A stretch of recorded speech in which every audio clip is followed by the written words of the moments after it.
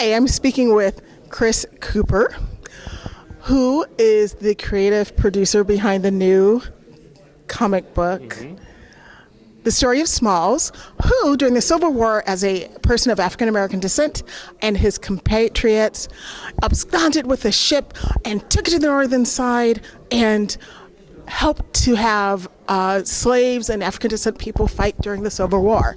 An untold story that I am very excited to hear about. Thank you, Chris. Thank you for having me here. This is amazing. Yeah, I'm happy to be here to share the story of Robert Smalls. Yeah, I'm very excited because I'm a bit of a history buff, especially American history, aka African American history, because we're Americans. One of my I've favorite sayings. never heard of this story before. How did you discover it?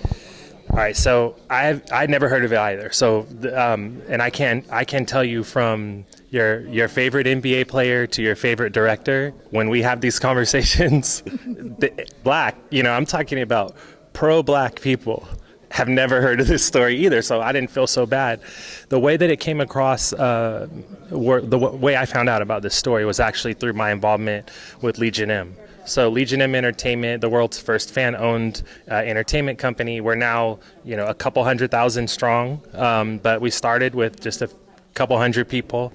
And back in those days, this is like 5 years, maybe 6 years ago, we were really intentional about doing projects that the Legion M community wanted to get behind. So there was this meme. I know my kids are going to hate me for saying that word because I don't even know if it's still a word.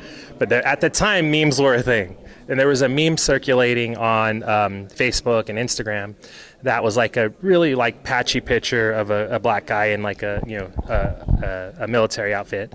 And it said there's, I don't know how many, I lost count, how many Star Wars movies. There's 13 Fast and the Furious movies. Like, when is there going to be a movie about Robert Smalls?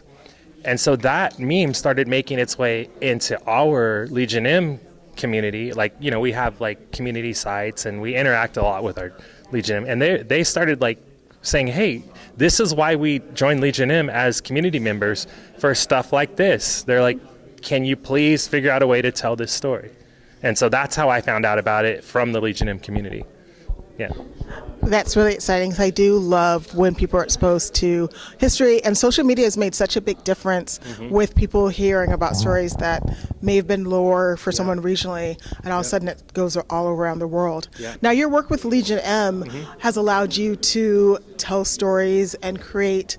How did you start working with Legion M? Well, I won't say how many years ago, but a long time ago in this galaxy. I worked for a startup company with two guys who had an idea to bring that they could put mobile television on your phone. So this is telling you how long ago it was. At the time, there was no such thing even as Apple QuickTime. Right? It was just an idea. And one of them was an engineer, Jeff Anderson, and he's a former, he's such the sci-fi traditional mad scientist guy. His big thing was Jurassic Park, the ride. He created a lot of that.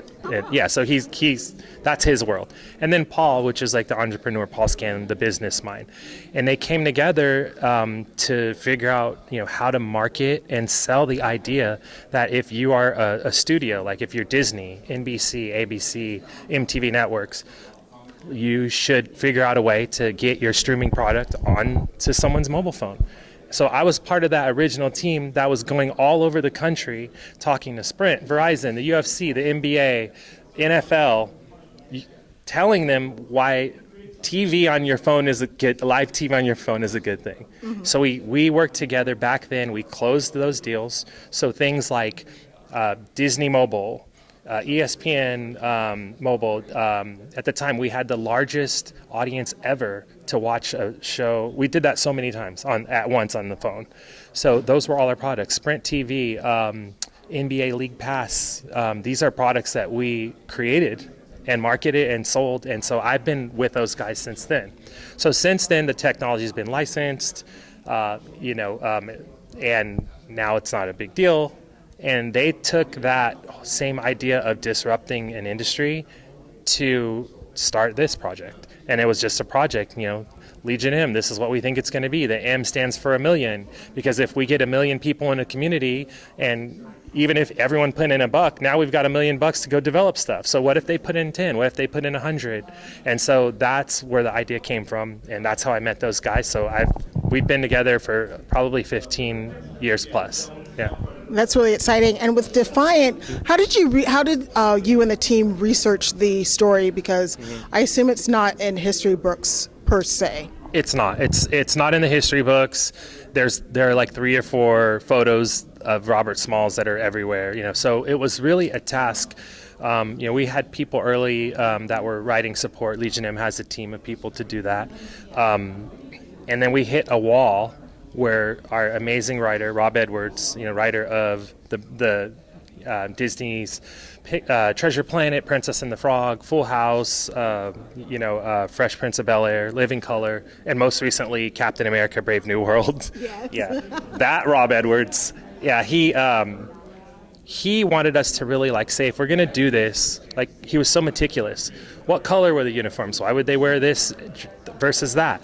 What would be the occasions going on? What is the culture like at that time? And he wanted to dig so deep that we went out and we got the family of Robert Smalls to participate in this project. Mm-hmm. So Michael Bulwer Moore, who recently just ran for Congress for Robert Smalls' seat, and just barely lost because he's in South Carolina. He was running for his party there, and he didn't win, but he's still in the game.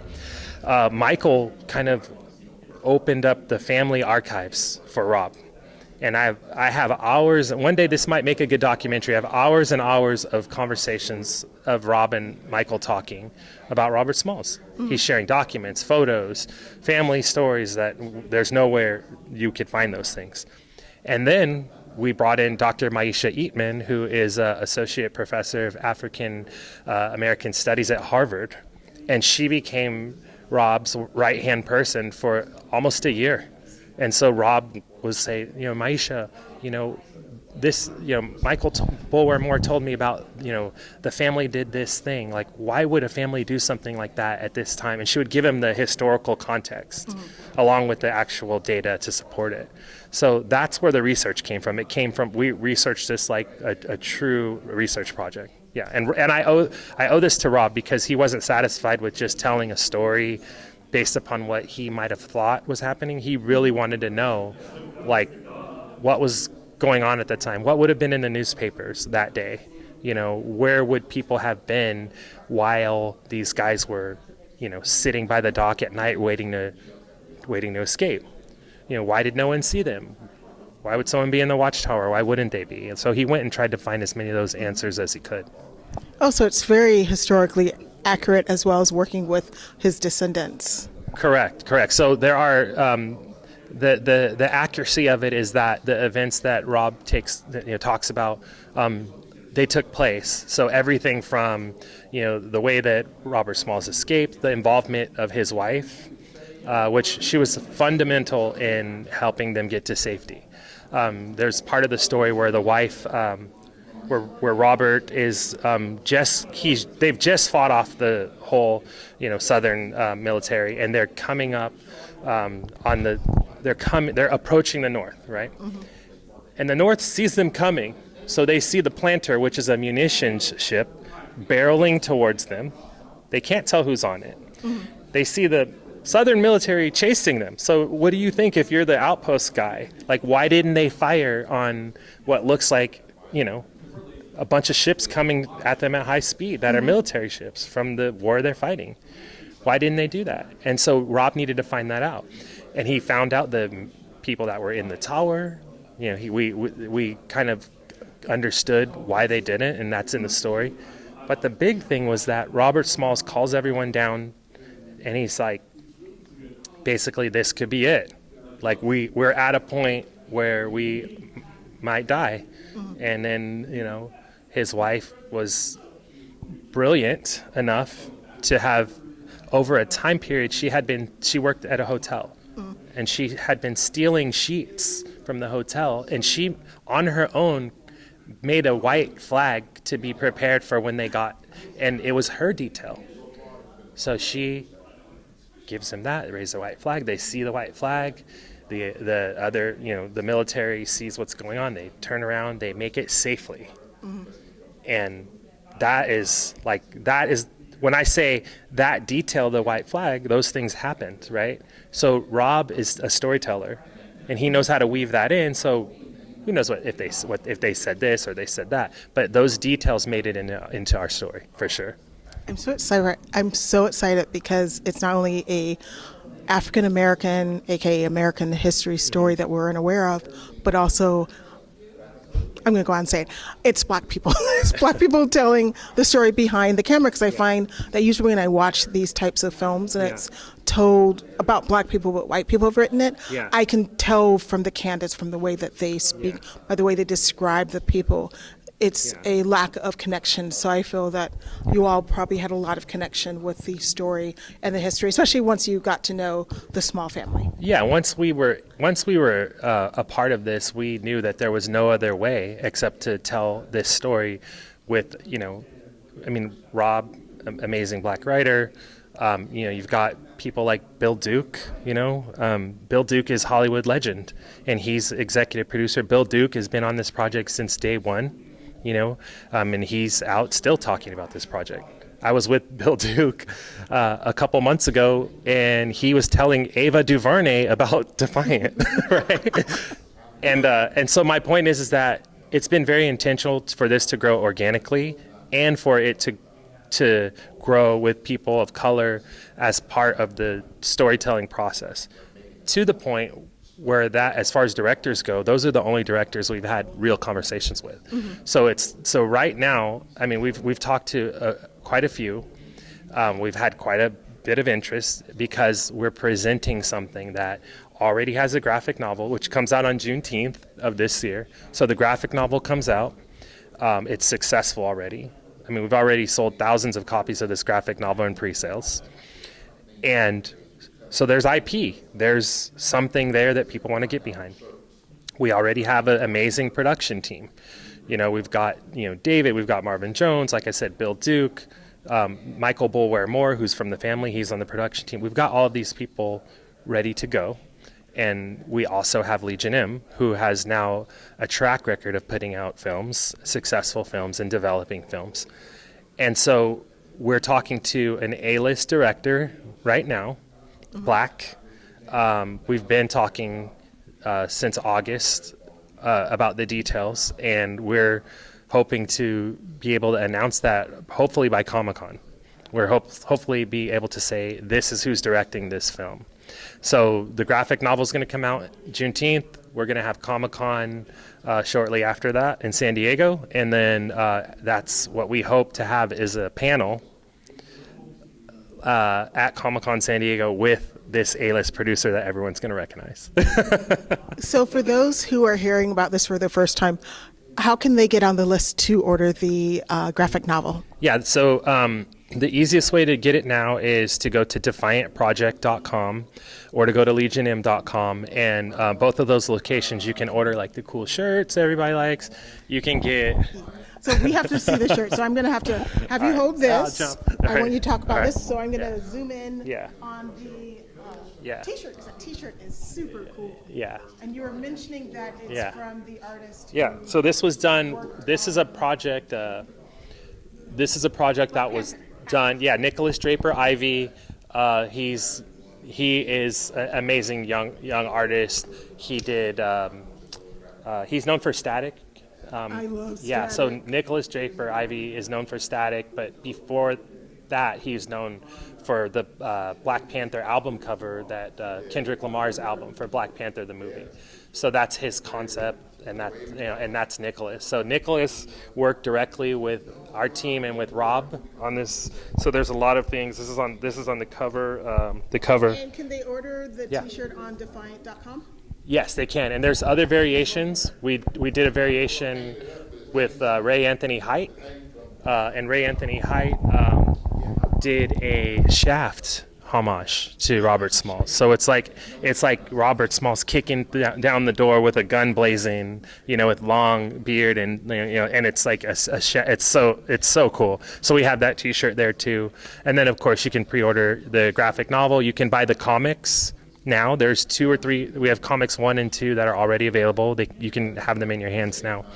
And you can also join Legion M if you want to be a part of the actual development of the movie itself. You can join Legion M for free.